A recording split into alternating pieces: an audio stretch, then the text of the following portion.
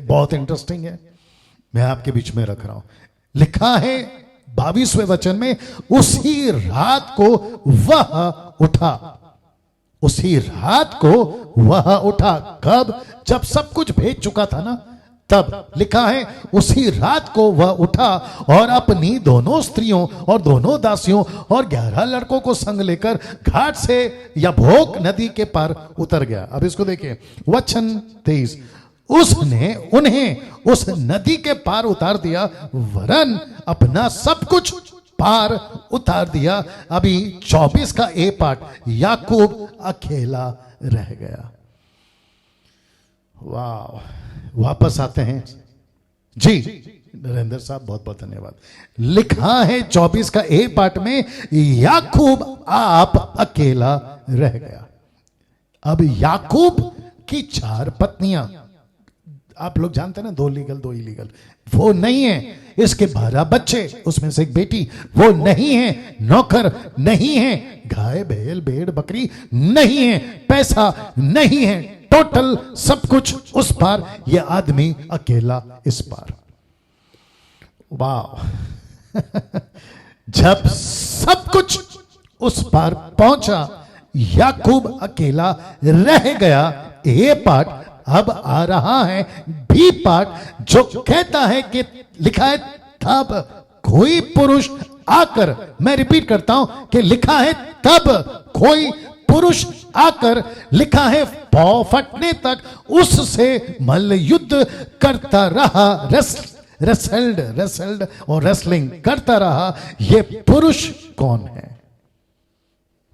वाह, ये पुरुष कौन है? ये पुरुष कौन है?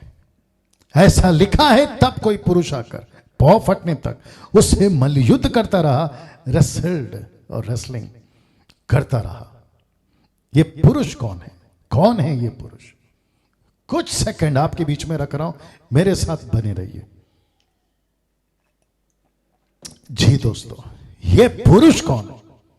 आज फेसबुक के ऊपर एक पोस्ट हमने डाला था, एक पोस्ट हमने डाला था।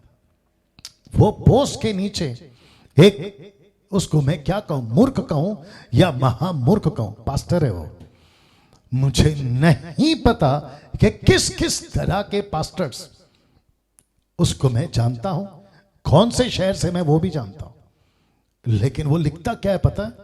वो कहता है कि पास्टर डैनियल ये सब सिखाकर कलीसिया को क्या फायदा है?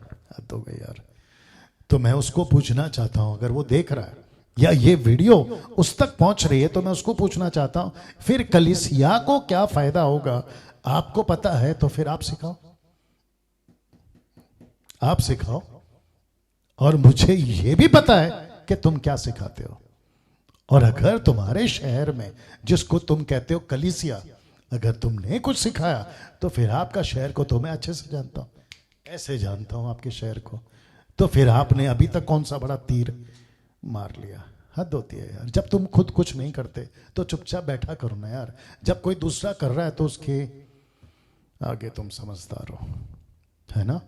मुझे कॉल करो, नंबर तो मेरा तुम्हारे पास में है ही, मुझे कॉल करो ना, फोन पे पूछो ना, फेसबुक पे क्या पूछते हो, मुझसे पूछो अगर हिम्मत है। तो गुस्सा बहुत आता है दोस्तों, क्या करें?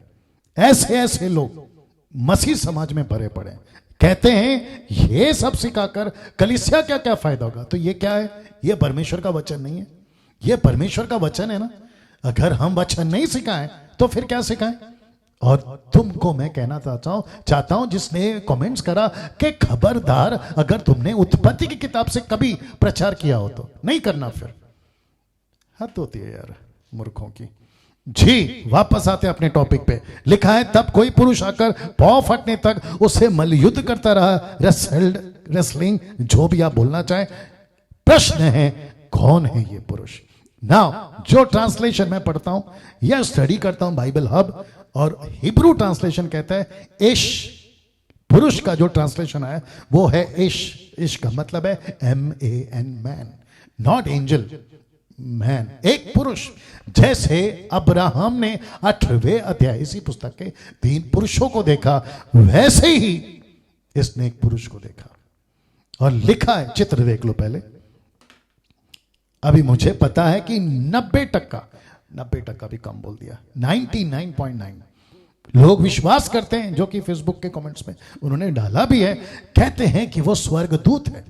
अगर स्वर्गदूत होता तो यहां पे एंजल ओरिजिनल मैन्युस्क्रिप्ट में आना चाहिए था, इश क्यों आया?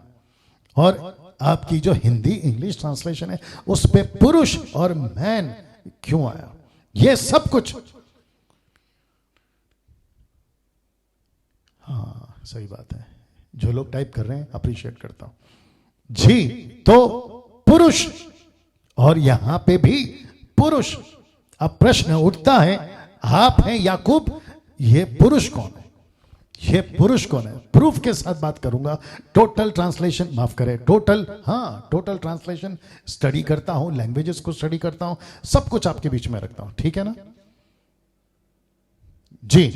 ये पुरुष कौन है?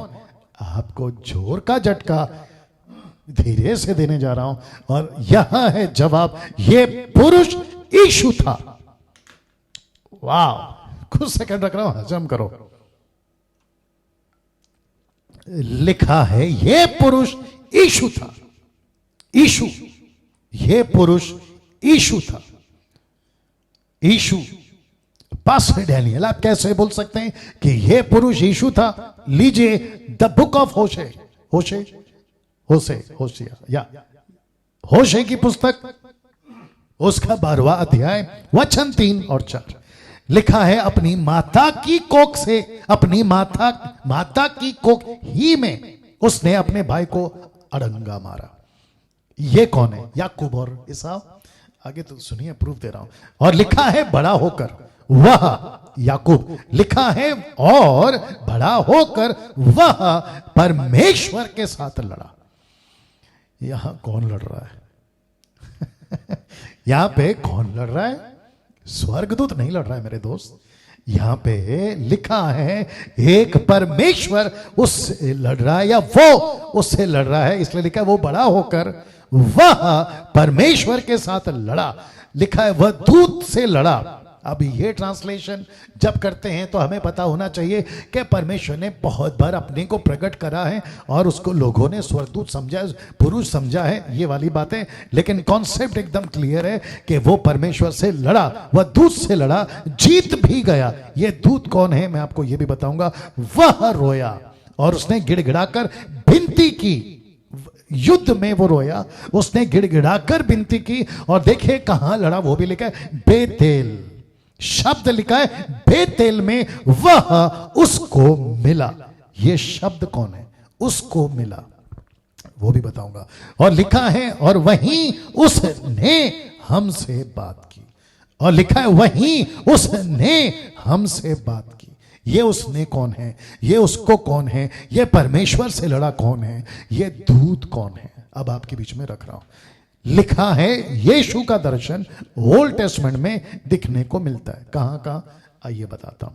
40 साल 6 लाख लोगों ने जिस चट्टान से पानी पिया था, वो चट्टान यीशु था। कहां लिखा है? पहला कुरिन्थियों 10:4, 1 Corinthians chapter 10 verse 4। दानियल को दिखा, दानियल की पुस्तक 10वां अध्याय, आपको पता होगा, मैंने इसके ऊपर टीचिंग भी दिया। 3 यहूदी पुरुषों को, शद्रक मेशक अबेदनगो, जो बेबीलोनियंस नेम है, उसमें भी उन्होंने आग में देखा। चौथा व्यक्ति नबूकदनेस्सर कहता है, वो कौन था? और अब यहां याकूब से। तो इसका मतलब है ये पुरुष कौन है? वापस आ रहा हूं, ये पुरुष यीशु है। इसका कंफर्मेशन और देता हूं, ये पुरुष यीशु है। आइए कंफर्मेशन और दे रहा हूं। अब